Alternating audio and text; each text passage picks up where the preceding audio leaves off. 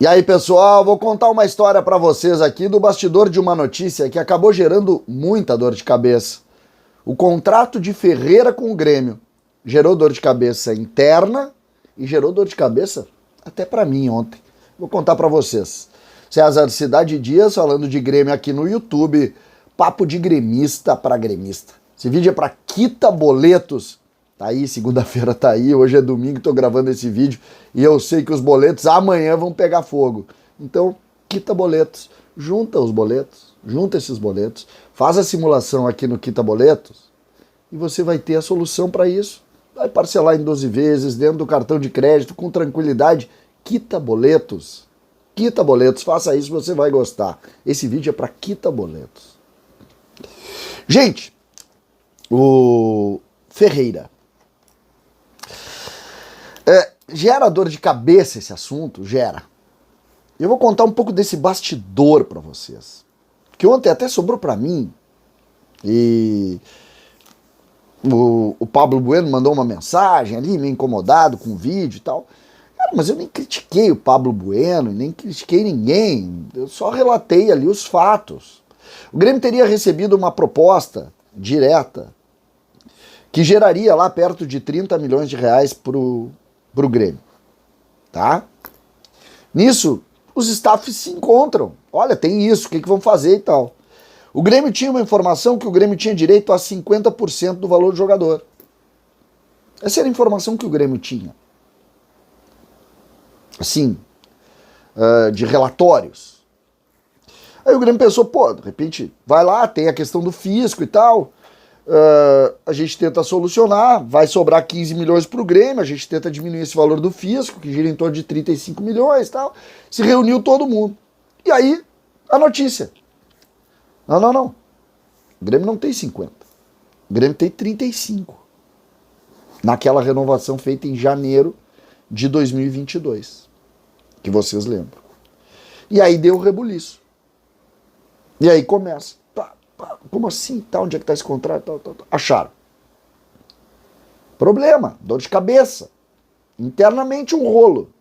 Imagina, tu ter uma previsão, passa a ter outra e tal.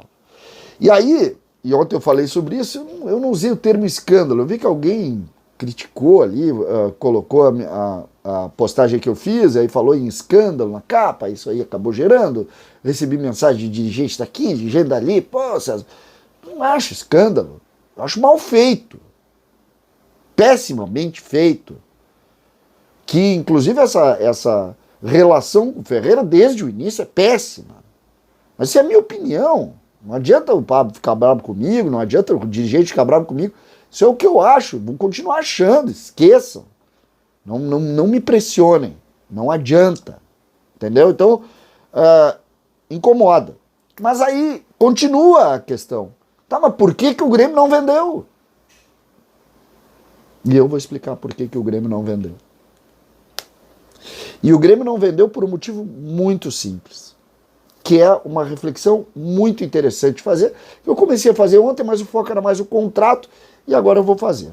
O Grêmio, vamos lá, receberia 38 milhões. O Grêmio não, né? O negócio receberia 38 milhões. O Grêmio deve, ou discute, que deve 35 milhões. Qual é o raciocínio mais simples? Cara, essa dívida é do Grêmio. Vende, paga essa dívida. Paga essa dívida, um problema a menos ali na frente.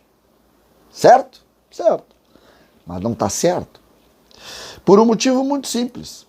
Esses 30 milhões ou 38 da venda dele não é do Grêmio. O Grêmio tem 35%. O fisco, ou a cobrança do fisco espanhol em relação ao Grêmio, tem uma série de discussões, e uma delas, ela não tem repercussão esportiva no Grêmio. Por exemplo, o Grêmio não vai perder pontos no Campeonato Brasileiro devendo para o fisco na Espanha. O Grêmio vai ter uma execução diferente desses 35 nessa solução aqui, dessa dívida. Já Se o Grêmio vendesse esse jogador, para quem que o Grêmio deveria? Pro jogador e pro staff do jogador. E isso tem repercussão muito mais imediata no processo do Grêmio do que o fisco espanhol. É uma lógica natural. Por que o Grêmio trocaria essa dívida? E agora o negócio com o Ferreira do Grêmio virou a utilização esportiva dele. Simplesmente. Por quê? Porque o Grêmio não vai conseguir, nesses 35%, alguma coisa relevante que importe vender. Vou dar um exemplo. O Ferreira é reserva, mas é um reserva muito importante. É o cara que entra para solucionar o jogo e tal. Quanto custa esse cara no mercado? Apesar do Ferreira ganhar uma Babilônia, mas não interessa. Estou falando só dos 35%. Quanto custa? Vamos imaginar que a gente consiga lá os 7 milhões de euros, 35 milhões de reais pelo Ferreira. Aí o Grêmio tem direito a 35%. Certo? 10 milhões. 10 milhões custou o PP. 10 milhões é um quarto do que custou o Cristaldo. 10 milhões é 30% do que custou o Carbajo. Não tem atacante aqui. Vai vender por quê?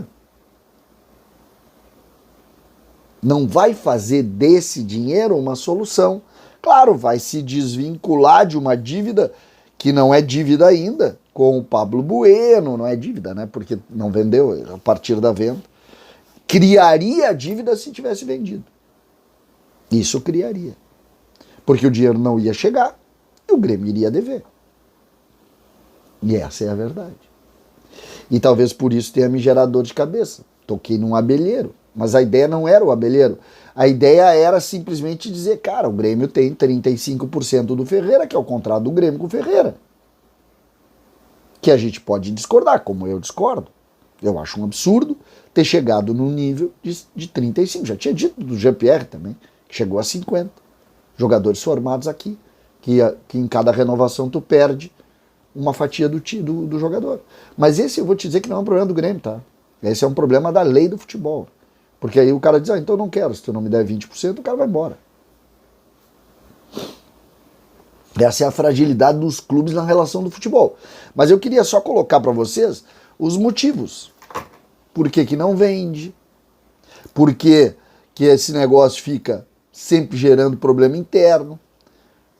Por que as relações elas ficam tão conflituosas? Xingamento aqui, xingamento... Eu recebi xingamento ontem. Mas não tem problema isso aí. É o ônus e o bônus dessa profissão. Tem que dizer. Tu tem que dizer. Eu entendo perfeitamente a posição, por exemplo, do Calef em não vender. Não dá para vender. Tu vai criar uma dívida aqui. Eu entendo. Nem critico. Então, é uma relação que realmente é complicada. Isso só vai resolver, gente, quando tu criar uma nova lei pro futebol. Que tu não fique tão frágil na mão dos empresários, na mão dos jogadores. E não sei se isso vai ser logo ali, sabe? Acho que é uma coisa que é complexa mesmo. Não tem muito o que fazer. Demora. Não adianta. Isso aí demora. Mas nós temos que pensar, né? Nós temos que falar. E enquanto isso nós temos que passar as informações. Mesmo que elas muitas vezes desagradem. Ontem perdi seguidor e tal. Os caras ficam ofendidos. Porra, como é que pode? Mas não é. Isso aí é da realidade. As pessoas hoje em dia, e a rede social, ela aproximou as pessoas que amam o Grêmio do Grêmio. Então as pessoas têm que saber a verdade das coisas. E essa é uma delas. E eu vou mais longe. Por isso que eu não entendi. Porque ninguém tem culpa aí, em tese. O Pablo Bueno, por exemplo, fez a dele. Não acho que seja ruim. Eu não gosto, eu não preciso gostar dele, mas nesse caso ele defendeu os interesses dele. Não vejo nada errado em nada. Uma pena que o Grêmio tenha se submetido a um contrato desses. Isso foi feito em janeiro do ano passado. Mas o que eu vou fazer? É a verdade. E a dor de cabeça está aí para a gente tomar um remédio para dor e seguir a vida. César Cidade Dias falando de Grêmio aqui no YouTube.